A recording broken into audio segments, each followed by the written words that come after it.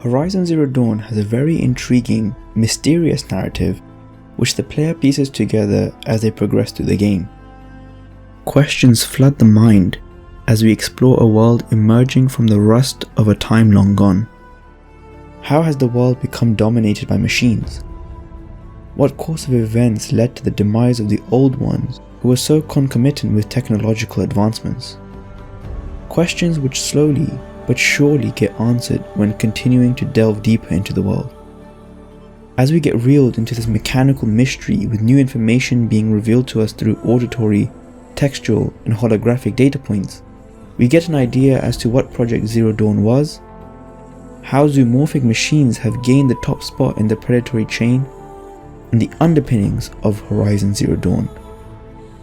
Not only does it bring to light the historical events that took place a millennia ago, but it also shows the parties involved in the events and how they represent various worldviews which form the underpinnings of the project, and how those views shape both the Zero Dawn project and Horizon Zero Dawn, the game. If there's any place to start when looking at the underpinnings of Horizon Zero Dawn, it's where it all began: Ted Faro and Faro Automated Solutions.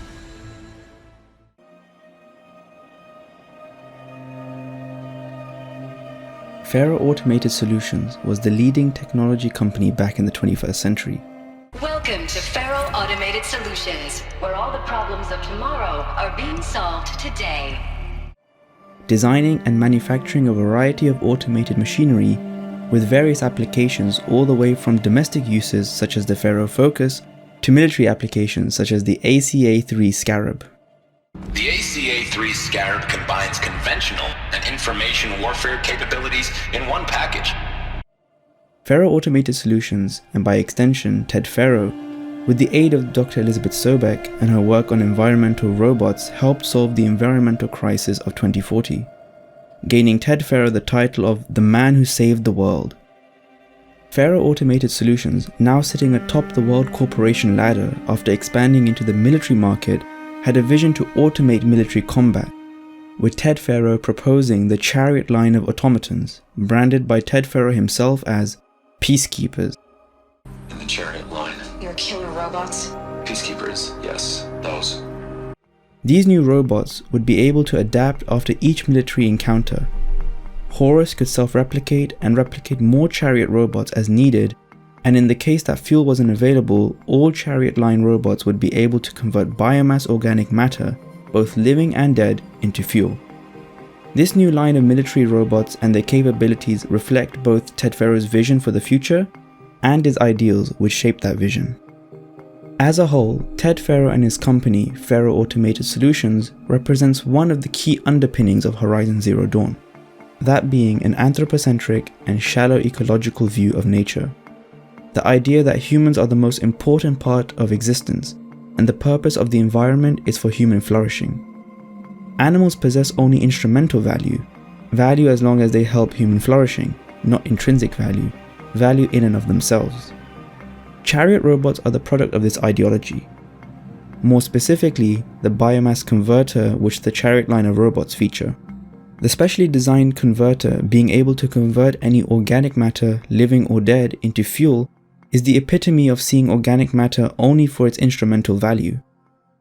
Not just people, all organic matter.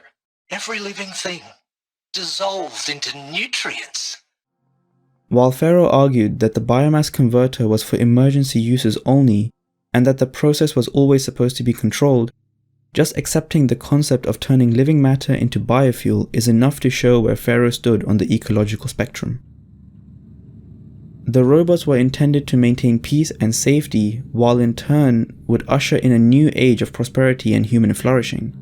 And so, through the robots, all other organic matter would be an instrument for human flourishing if needed. Ted Faro's character and Faro Automated Solutions represented an important ideology of the old ones, standing in contrast with another major figure, Elisabet Sobeck, to form the underlying confrontation of Horizon Zero Dawn.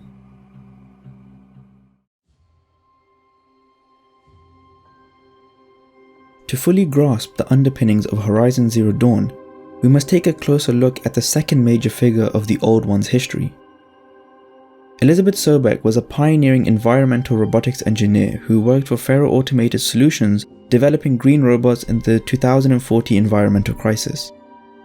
Sobeck decided to leave Faro Automated Solution when Faro decided to enter the military sector and start her own environmental company. This resignation demonstrated their disagreement in ethical ideologies. Opposing Ted Faro's anthropocentric views is Sobeck's ecocentrism, suggested by her vision for the Zero Dawn project. The idea that not only do all living things have inherent value, but non-living factors play an important role in the ecosystem. The Zero Dawn project reflects just this, a project which accounts for and incorporates all aspects of the ecosystem, both living and non-living, to ensure that the planet was able to revive and recover from the Faro plague. Elisabet Sobeck and Ted Faro were the two leading figures in the world of the Old Ones, standing against each other in the business and on a deeper ideological platform. This opposition formed the underlying confrontation of Horizon Zero Dawn, and arguably the most important one in the lore, for without it the game wouldn't exist. Sobeck's mother played an important role in shaping her ethical standpoint, highlighted by an event that took place in her past. At age 6, Sobeck accidentally set fire to a tree, which resulted in the death of a few chicks. Sobeck exclaimed that she didn't care, to which her mother stated that her intelligence should be used for the betterment of the world, otherwise it would mean nothing.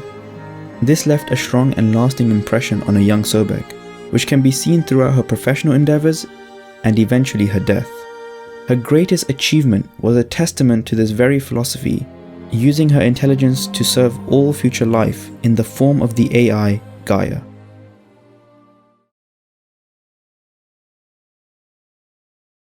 Project Zero Dawn, an intricate feat of human ingenuity and desperation, was a way to give life a second chance.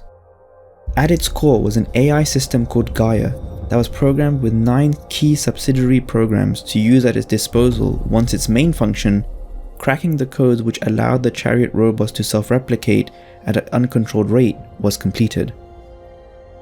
The GAIA AI was named not only after the primordial Greek goddess, personification of Earth itself and originator of life, but another ethical ideology, that of the GAIA principle. The GAIA principle, once again named after the Greek goddess, has 2 formulations. The first being that all living organisms in the world are part of a holistic self-regulating system called GAIA, which keeps everything within fine ecological boundaries for life to survive. The second formulation was an update to the first. GAIA isn't just composed of living organisms self-regulating, but composed by all aspects of the world being a part of GAIA, ensuring that life never ceases to exist. Horizon Zero Dawn takes from these 2 base ideas and gives them form as the AI we know in the game. A self-regulating, self-governing, intelligent construct with the ability to develop any machine to keep the Earth within ecological ranges for life to thrive. A system reflecting Elisabet Sobeck's ecocentrism given form.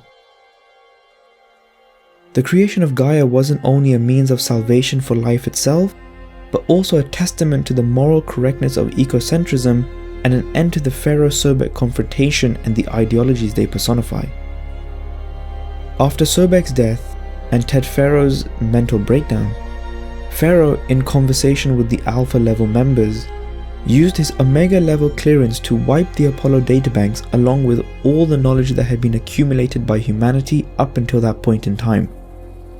Faro's actions showed his belief that this knowledge would ultimately lead humanity back to its anthropocentric view of the world and would once again be destroyed through its constant desire for progress and the use of any means to achieve such progress. An extreme shift in ideology, maybe as a result of his mental breakdown. A tribute to Nietzsche, perhaps.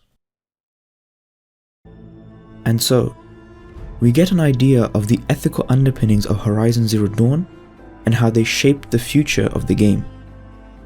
Anthropocentrism and shadow ecology, represented by Ted Faro and Faro Automated Solutions. Ecocentrism, represented by Elisabet Sobeck.